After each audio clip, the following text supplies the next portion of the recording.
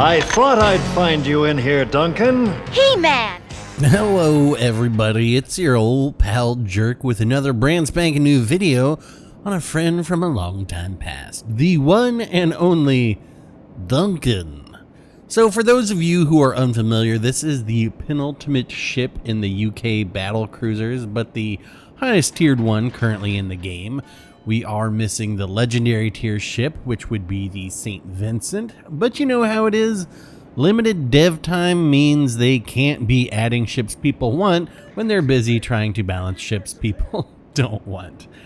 And that's kind of the sad reality right now. The CV rework and the strong nerf they received this week, which is really just a tickle. It's just a lot of man hours to try and grow an unpopular class, and the reasoning behind that we covered in the Petro video, so no need to rehash all that. Instead, we will just live with the grim realization that this is the priority for now, for better, but much more likely for worse. And we'll keep an eye on things in this match, as it is a carrier match with both teams sporting a beta, and I'm actually in a ship with fairly strong AA, so we will see how well that actually works out. In the meantime, we're going to demonstrate two things I am always harping on. The first being that if you're going to take the place of a cruiser, then you need to be willing to do cruiser things, like keeping your destroyer alive, especially in this brave new world of limited spotting. And second, to not abandon the center of the map, because B spawn is best spawn 90% of the time. You start with built-in crossfires, and I think that this particular match is going to demonstrate just how much battle impact you can have from the center. Now, I readily admit I'm kind of leaving my destroyer buddy out to hang here, and normally I would have peeked a little bit more around this edge, especially since we could be fairly certain there was a red destroyer here, what with how everything looks on the minimap. But fortunately, our destroyer is going to manage to win. Now, don't underestimate the Z46, and while it's true they didn't really have much of my support, you know who had even less? The Red Lushun on B, which I still haven't played, who got spawned with a division, who promptly said, "Good luck, pal, we're out here." So I'm checking over right there, and I can see the Z46 is going to win, and I'm like, okay, we got to do what we got to do to help keep this Z46 alive, because they are holding up their end of the bargain. So check this out on the minimap. They are now being chased by the carrier, and they're going to come up behind me, and I'm going to put on my defensive AA to actually try and ward off these planes. We'll see how well it actually does. As we mentioned, these are beta planes, which you tell me, are they strong? Are they weak? I don't know. It takes a long time to shoot them all down, though.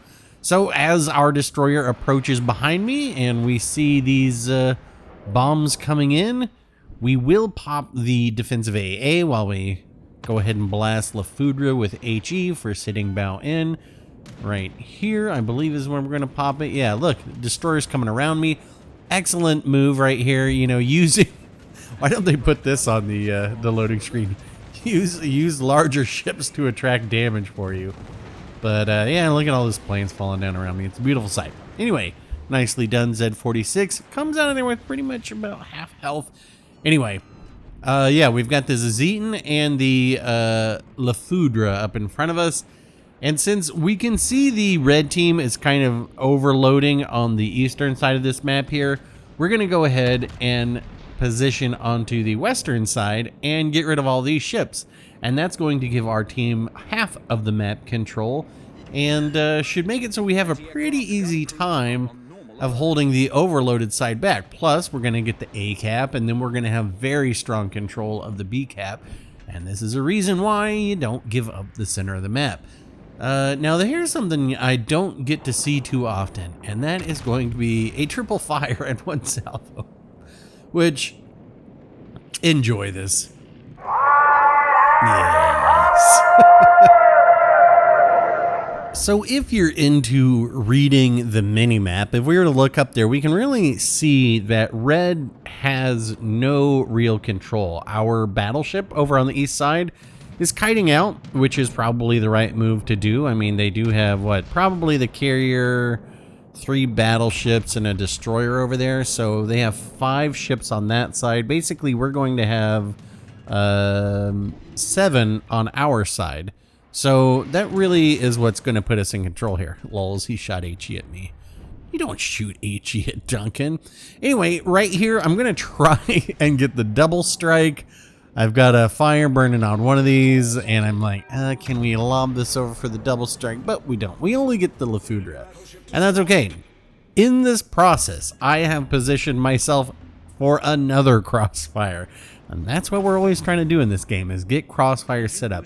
My initial intention, until I noticed that dice in there, was to come around this corner, use whatever gets spotted by my destroyer, and then, you know, kind of blast them. But this Dyson, you know, it may be a lot of steel, and it may be a questionable steel purchase, but it is still very capable of smashing my broadside. So we have to get rid of this because it's really kind of the last concern. I mean, the Dyson itself has pretty good position. It's just, it's too far ahead of the rest of its team. And is that their fault? I don't know. Or is it that their team isn't reacting fast enough? I mean, again, what it really comes down to is that they never should have abandoned the center of the map, but they did. And now they're trying to react appropriately, which they're not really doing with much success. So I actually hold my shot here, because if those torps kill it, I don't need to shoot them, but it doesn't. And I can't risk the Dyson spotting me before the Z46 torps there. So I go ahead and take that shot. And it's going to be a yoink, but that's okay. Sometimes you yoink. Sometimes you get yoinked. And I'm trying to survey the situation right here. We know that their destroyer right there, he's spotted. So he's going to try and cap this B cap. And I conveniently have a really nice edge here that I can work to block any torpedoes, but I can actually spot the destroyer with. So while I'm backing up right now, because I want to get the right angle here, I will push my way back and forward and just work the edge of that corner while the rest of my team tries to sort out what to do. And I do have my defensive AA going again, and check this out. We've managed to shoot down, what, 12 whole planes. And our 2 defensive AAs. Don't worry, we're going to get a clear skies here, so we're going to shoot down a lot more planes. Yeah, so even though, obviously, the new spotting system, we can't see where that destroyer is, even seeing the carrier fly over there and kind of spot them, give us a little bit of limited information, that's okay. I know exactly where to position myself, which is right here. And the reason I'm positioning myself right here is not only because I can keep an eye out for the destroyer, it also makes it really inconvenient for a Pobeda to drop me. Yes, they'll be able to hit me with skip bombers, and I think they hit me with, what, a triple fire here? So, hey, you give triple fires, you got to take them. But while they can hit me with skip bombers, I don't mind burning in this ship because you've got a super heal. But it makes it really inconvenient for them to fly around me with torpedoes. So I'm hoping that the destroyer, I don't even recall what it is. It's one of those German destroyers. I'm hoping they're going to get spotted when they actually leave this smoke. We see the Azumos coming this way. I'm checking my torp angle. Okay, I actually can torp in front of me. So I'm pretty happy with my position right here. I do see that both of the battleships are headed into this cross section of B, which is hilariously bad. But the Charles Martel is going to turn out and try and come around behind me. So I'm just trying to keep an eye on that. Obviously, my attention right now is primarily on the Azumo, but hey, there's the Ameriker. Hold our shots till we're in the clear. Get one off. Gonna smash his torps, well, one set of them, but we don't actually sink him, which is fine. You know, yeah, it would have been nice too. But we're just gonna back up a little bit just to make sure we're not taking any torps here. Well, we'll take these Pobeda torps, but look at this super heal. We went ahead and activated it so we can be healing the 2 fires and the flood and before our damage control comes up. There goes our super torp. And I wish I had AP loaded there, but whatever. Our super torp is going to work with a big ol' bonk. We use our damage control, and now it's time to get on the move because Charles Martel is coming around behind me. He does have torps. I guess I'm not really giving them the angle. If I were broadside, I think Charles Martel could probably citadel me from there. So I'm gonna give the Charles Martel a pass for spamming me with HE here. But the other thing about these super torps is that they reload very quickly. So let's get around here and get towards this Minnesota, don't you know? And as we come around this corner, we're going to have our other super torp at the ready. But that's only if we don't sync them with our primaries. So I get the shot off here that I want. It's just not quite enough damage. So we'll drop the torp here, but our teammates are going to get this. And like I said, sometimes you yoink, sometimes you get yoinked. So you can't be upset about that. I'm not going to stop on this cap because clearly the Po Beta is after me now. There, it's our clear skies.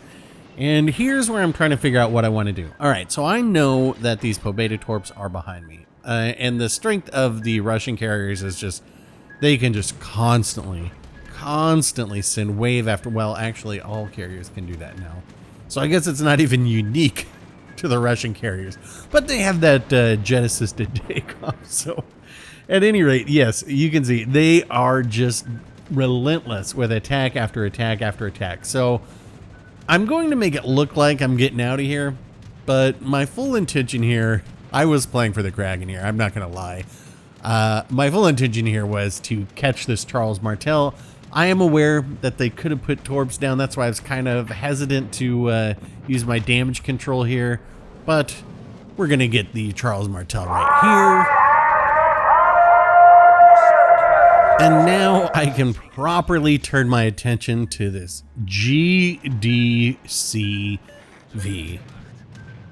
We did spot them when we were going that way for the Charles Martel, and now we have eyes on them here. And we are in a fast boat. And we have our damage control at the ready, and we are using John Fisher, who, because we've taken this much damage, our reload is even faster. This is one of the reasons that I think John Fisher is just about the best British battleship commander you can use in this game. We use him on almost every single British ship just because that is so incredibly useful. You get range, you get accuracy, you get all sorts of things. So we are unloading into the Po Beta, and I'm so annoyed with this Po Beta that you will see that I tell my teammates, get back. Get back! Like, get back! Because I want to sink this guy. Moment of terror coming up here. We're going to go ahead and get another heal going off here. But I do see this moment of terror as these torps are going in. And watch the torps, and we're going to see them stop. And those are torp hits. And I was like, oh, God. We're not going to be able to get this. But looks like they only take two. And then we are saying... Hey, hey, hey.